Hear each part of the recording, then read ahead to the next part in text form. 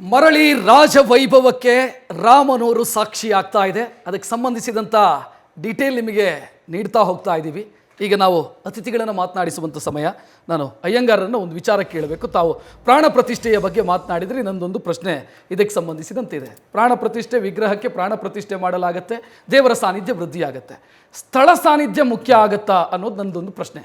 ಯಾಕಂತಂದರೆ ಮೂರ್ತಿಯನ್ನು ಎಲ್ಲೇ ಇಟ್ಟು ಪ್ರಾಣ ಪ್ರತಿಷ್ಠೆ ಮಾಡಿ ದೇವರ ಸಾನ್ನಿಧ್ಯ ವೃದ್ಧಿಯಾಗತ್ತೆ ಅಂತಂದರೆ ಅದೇ ಜಾಗ ಯಾಕೆ? ಅದಕ್ಕಾಗಿ 496 ವರ್ಷ ಕಾಯಬೇಕಾದಂಥ ಅನಿವಾರ್ಯತೆ ಏನಿತ್ತು? ಆ ಜಾಗದ ಮಹತ್ವ ಎಷ್ಟು ಮುಖ್ಯ ಆಗುತ್ತೆ ಸ್ಥಳ ಸಾನ್ನಿಧ್ಯ ಮತ್ತು ಪ್ರಾಣ ಪ್ರತಿಷ್ಠೆಯ ಸಂದರ್ಭದಲ್ಲಿ? ಇಲ್ಲಿ ಸ್ಥಳ ಸಾನ್ನಿಧ್ಯವೂ ಕೂಡ ಅತ್ಯಂತ ಮುಖ್ಯವಾಗ್ತದೆ.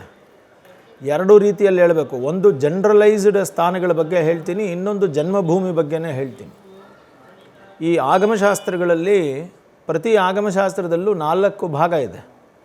ಮೊದಲನೇ ಭಾಗ ಚರ್ಯಾ ಭಾಗ, ಅದು ಪೂಜೆಗಳನ್ನೆಲ್ಲ ಹೇಗೆ ಮಾಡಬೇಕು ಅಂತ ಹೇಳುತ್ತೆ.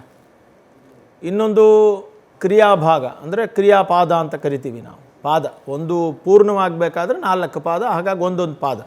ಚರ್ಯಾಪಾದ ಹೇಗೆ ಪೂಜೆ ಮಾಡಬೇಕು ಅಂತ, ಉತ್ಸವಗಳನ್ನು ಹೇಗೆ ನಡೆಸಬೇಕು, ಹೇಗೆ ಅಭಿಷೇಕ ಮಾಡಬೇಕು, ಇದೆಲ್ಲ ಚರ್ಯಾಪಾದ. ಕ್ರಿಯಾಪಾದ ಅನ್ನೋದು ಆ ಕ್ರಿಯಾಪಾದದಲ್ಲಿ ದೇವಸ್ಥಾನವನ್ನು ಹೇಗೆ ಕಟ್ಟಬೇಕು, ಹೇಗೆ ಪ್ರತಿಷ್ಠೆ ಮಾಡಬೇಕು ಅನ್ನೋದೆಲ್ಲ ಬರ್ತದೆ. ಇನ್ನು 3ನೇ ಪಾದ ಜ್ಞಾನಪಾದ. ಯಾಕೆ ಮಾಡಬೇಕು, ಇದರಿಂದ ಏನು ಪ್ರಯೋಜನ, ಏನು ಜ್ಞಾನ ಇದರಲ್ಲಿ. ಇನ್ನೊಂದು ಯೋಗಪಾದ, ಈ ಜ್ಞಾನವನ್ನು ಉಪಯೋಗಿಸ್ಕೊಂಡು ಹೇಗೆ ಮೋಕ್ಷಕ್ಕೆ ಹೋಗಬೇಕು ಅಂತ. ಅಲ್ಟಿಮೇಟ್ ಗುರಿ ಬಂದು ಧರ್ಮಾರ್ಥ ಕಾಮ ಮೋಕ್ಷದಲ್ಲಿ ಮೋಕ್ಷಕ್ಕೆ ಹೋಗಬೇಕು ಅನ್ನೋದೇ ಗುರಿ. ಅದಕ್ಕೋಸ್ಕರನೇ ಆಗಮಗಳು. ಸೊ ಹಾಗಿದ್ರೆ ಈ ಕ್ರಿಯಾಪಾದದಲ್ಲಿ ಒಂದು ಭಾಗ ಬರ್ತದೆ, ಈ ಸ್ಥಳ ನಿರ್ಣಯ ಹೇಗೆ ಅಂತ. ಅಂದರೆ ಯಾವ ರೀತಿಯಲ್ಲಿ ಜಾಗವನ್ನು ನಿರ್ಣಯ ಮಾಡಬೇಕು. ಅದನ್ನೇ ವಿದ್ಯಾ ಅವ್ರು ಕೇಳ್ತಾ ಇದ್ರು ಆಗಲೇ, ದೇವಸ್ಥಾನ ಕಟ್ಟೋದು ಯಾವ ಭಾಗಗಳೇನು, ಹೇಗೆ ಕಟ್ಟಬೇಕು ಅಂತ. ಅದರಲ್ಲಿ ಸ್ಥಳ ನಿರ್ಣಯ, ಆ ಸ್ಥಳವನ್ನು ಆಯ್ಕೆ ಮಾಡೋದು ಹೇಗೆ ಅಂತ, ಇದು ಕ್ರಿಯಾಪಾದದಲ್ಲಿ ಬರ್ತದೆ.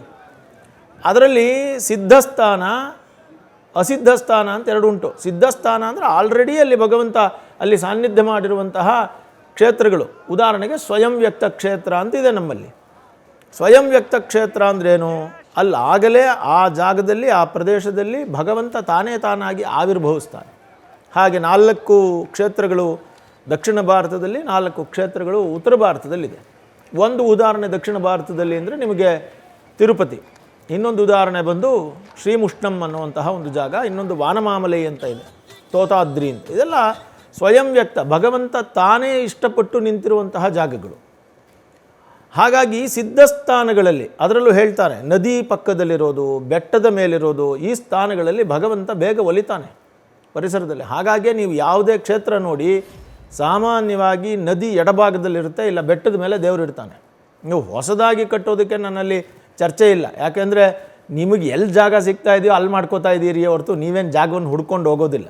ಆದರೆ ಶಾಸ್ತ್ರದಲ್ಲಿ ಹೀಗೆ ಹೇಳಿದೆ. ಆಮೇಲೆ 2 ದೇವಸ್ಥಾನಗಳಿದೆ. ಒಂದು ಆಲಯಾಶ್ರಿತ ಗ್ರಾಮ, ಇನ್ನೊಂದು ಗ್ರಾಮಾಶ್ರಿತ ಆಲಯ. ಅಂದರೆ ಏನು ಅಂತಂದರೆ, ಬೆಂಗಳೂರು ಬಂದಿದೆ, ಇಲ್ಲೆಲ್ಲ ಜನ ಇದ್ದಾರೆ, ಜನ ಬರ್ತಾರಲ್ಲ ಅಂತ ದೇವಸ್ಥಾನ ಕಟ್ಟೋದು. ಅಂದರೆ ದೇವಸ್ಥಾನಕ್ಕಾಗಿ ಜನ ಬಂದಿಲ್ಲ ಇಲ್ಲಿ.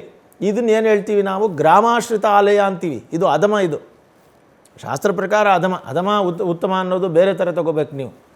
ಅದೇ ನೀವು ಮೇಲುಕೋಟೆ ಇದೆ, ಫಸ್ಟು ದೇವಸ್ಥಾನ ಕಟ್ಟಿ ಆಮೇಲೆ ಗ್ರಾಮ ಆಗಿದ್ದು, ಅದು ಗ್ರಾಮ, ಆಲಯಾಶ್ರಿತ ಗ್ರಾಮ. ಸೊ ಅಲ್ಲಿ ಭಗವಂತ ಸಾನ್ನಿಧ್ಯ ಇದೆ ಜಾಸ್ತಿ. ಹಾಗೆಯೇ ನದಿ ದಡದಲ್ಲಿದೆ. ಉದಾಹರಣೆಗೆ ಪಂಪಾ ವಿರೂಪಾಕ್ಷ ಆ ಕ್ಷೇತ್ರದಲ್ಲಿದೆ, ನಂಜನಗೂಡಿದೆ. ಇಲ್ಲ ಮಹಾಭಾಗವತ ಕರಸ್ಪರ್ಶತ್ತಾಲೇ ಸಾನ್ನಿಧ್ಯಂ ಏರ್ಪಡಮೊಳವೆಲ್ಲಂತ. ಮಹಾಭಾಗವತ ಒಬ್ಬ ಸ್ಪರ್ಶ ಮಾಡಿಬಿಟ್ರೆ ದೇವರು ಬಂದುಬಿಡ್ತಾರೆ. ಉದಾಹರಣೆಗೆ ಸಮುದ್ರದ ಹತ್ರ ಅತ್ಯಂತ ಪ್ರತಿಷ್ಠಿತವಾದ ಜಾಗದಲ್ಲಿ ಉಡುಪಿ ಸ್ಥಾನ ಮಧ್ವಾಚಾರ್ಯರಿಂದ ಪ್ರತಿಷ್ಠಾಪಿತ. ಅವ್ರು ಮುಟ್ಟಿದ್ದಾರೆ, ಅವರು ಪರಮ ಭಕ್ತರು. ಅವರು ಮುಟ್ಟಿದ್ರೆ ಸಾಕು ಸಾನ್ನಿಧ್ಯ ಬರುತ್ತೆ. ಹಾಗೆ ಅದು ರುಕ್ಮಿಣೀಕರಾರ್ಚಿತವಾಗಿದ್ದರೂ ಕೂಡ ಆಚಾರ್ಯರು ಸ್ಥಾಪನೆ ಮಾಡಿದ್ದು ಕೂಡ ಒಂದು ವಿಶೇಷವೇ. ಹಾಗೆಯೇ ನೀವು ಜನ್ಮಭೂಮಿಗೆ ಬಂದ್ಬಿಡೋಣ.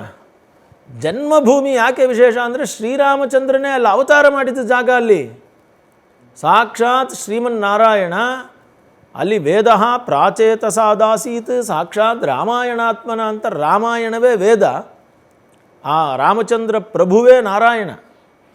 ಅವನು ರಾಮಾಯಣದಲ್ಲಿ ರಾಮಚಂದ್ರ ಹೇಳ್ಕೊಳ್ತಾನೆ, ಅಹಂ ಮಾನುಷಂ ಮನ್ಯೇ, ನಾನು ದೇವರೆಲ್ಲ ಮನುಷ್ಯನ ಥರ ಇದ್ದೀನಿ ಅಂತಾನೆ. ಆದರೆ ರಾವಣ ಇದೇ ಮಾತನ್ನು ಹೇಳ್ತಾನೆ ಮಂಡೋದರಿಗೆ ಯುದ್ಧಕ್ಕೆ ಹೋಗುವಾಗ. ಒಬ್ಬ ನರಮನುಷ್ಯ ರಾಮನನ್ನು ಗೆದ್ಬಿಟ್ಟು ಬಂದ್ಬಿಡ್ತೀನಿ ತಾಳು ಅಂತಾನೆ.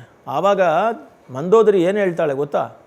ತಮಸಃ ಪರಮೋ ಧಾತ ಶಂಖಚಕ್ರ ಗದಾಧರ ಶ್ರೀವತ್ಸವಕ್ಷ ನಿತ್ಯಶ್ರೀ ಅಜಯ ಶಾಶ್ವತೋಧ್ರುವ. ರಾವಣ, ನೀನು ಗೆಲ್ಲೋದಿಲ್ಲ, ಇವತ್ತು ಸಾಹಿತ್ಯ, ಇವನು ಯಾರು ಅಂದ್ಕೊಂಡಿದೀಯ? ಇವನ್ನ ತಮಸ್ಸಿಗೆ ಆಚೆಲಿರೋನು ಇವನು. ಶಂಖಚಕ್ರ ಗದಾಧರ ನಿತ್ಯಶ್ರೀ, ಸದಾ ಲಕ್ಷ್ಮೀ ಜೊತೆಲಿರೋನು.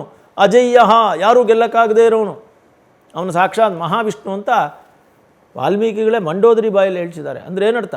ರಾಮ ನಾನು ಅಹಂ ಮಾನುಷಂ ಮನ್ಯೆ ಅಂತಾನೆ, ಮಂಡೋದರಿ ಇಲ್ಲ, ಅವನು ಸಾಕ್ಷಾತ್ ಪರಮಾತ್ಮ ಅಂತ ಹೇಳ್ತಾರೆ.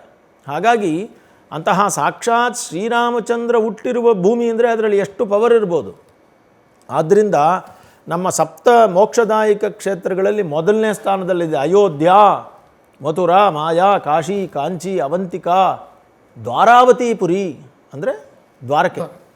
ಹೀಗೆ 7 ಕ್ಷೇತ್ರಗಳಲ್ಲಿ ಮೊದಲ ಮೋಕ್ಷದಾಯಕವಾದ ಸ್ಥಾನ ಯಾವುದು?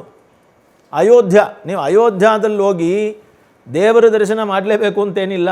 ನಿಜ ಹೇಳ್ತೀನಿ, ಕೇಳಿಸ್ಕೊಳ್ಳಿ, ಇದೇ ಸತ್ಯ, ನಮ್ಮ ಶಾಸ್ತ್ರಗಳ ನಿರ್ಣಯ ಇದು. ಅಯೋಧ್ಯದಲ್ಲಿ ಹೋಗಿ ನೀವು ಆ ಭೂಮಿಯಲ್ಲಿ ನಿಮ್ಮ ಪಾದಸ್ಪರ್ಶವಾಗಿ ಹಣೆ ತಾಕಿಸ್ಬಿಟ್ರೆ ಸಾಕು, ನಿಮ್ಮ ಮೋಕ್ಷ ಆಗುತ್ತೆ ಅನ್ನೋದೇ ಶಾಸ್ತ್ರ. ಇವಾಗ ಜನ್ಮಭೂಮಿಯಲ್ಲಿ ಹೋಗಿ ರಾಮಲಲ್ಲಾನನ್ನು ದರ್ಶನ ಮಾಡಬೇಕು, ಅದೆಲ್ಲ ಸರಿ. ಬಟ್ ಅಯೋಧ್ಯೆಯೇ ಮೋಕ್ಷದಾಯಕವಾದ ಕ್ಷೇತ್ರ. ಅಲ್ಲೇನು ಸಪರೇಟಾಗಿ ನೀವೇನು ಮಾಡೋ ಅಗತ್ಯವಿಲ್ಲ. ಅಲ್ಲಿ ಹೋಗಿ ಸರಯೂ ನದಿಯಲ್ಲಿ ನಿಂತು 1 ಬಾರಿ ರಾಮತಾರಕ ಮಂತ್ರವನ್ನು ಶ್ರೀರಾಮ ಜಯ ರಾಮ ಜಯ ಜಯ ರಾಮ ಅಂದರೆ ಸಾಕು, ನಿಮ್ಮ ಮೋಕ್ಷ ಸಿದ್ಧಾಂತ. ಅಂತಹ ಮೋಕ್ಷದಾಯಕ ಕ್ಷೇತ್ರ ಅದು.